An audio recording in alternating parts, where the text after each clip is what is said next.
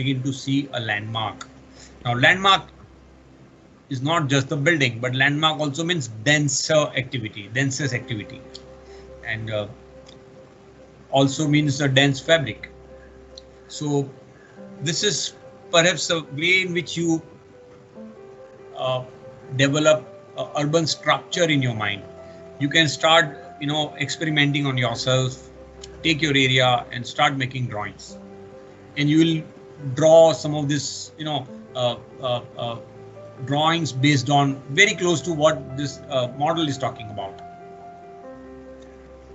So when you actually translate this, into a map, it literally comes about that it has a very distinct, embedded condition.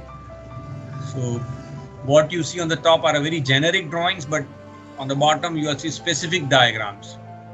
And he is actually making those diagrams, translating those earlier findings into actual map of the city. And once you start doing that, you will find the city reveals a different kind of structure. Of course, the model has a limitation because it deals with certain area. It cannot engage with a city like Bombay as a large, but you can take small pieces of mosaic and start, developing, experimenting this model. It will be a very important exercise when you are dealing with research areas, talking about city and urban form. So if you start making simple figure ground drawings of various cities, you will find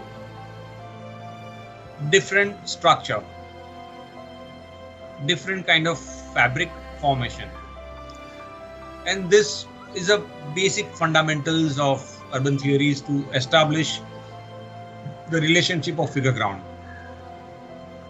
And based on this figure ground, one has to move forward and develop larger understanding through linkage theories, through compositional theories, through perceptual theories, so on and so forth. So you can actually start adding layers and layers of complexities. And if you are, able to exercise space syntax kind of a model, which has a software actually, and then you can feed in the data and photographs and things like that, which will really reveals very, very interesting understanding of the fabric. So what you see, the 9 cities, 9 different types of urban fabric, or a mosaic, or you can call it a figure and ground relationship. You can take it back to Lewis Mumford model and start looking at each of them, into a kind of a very generic diagrams.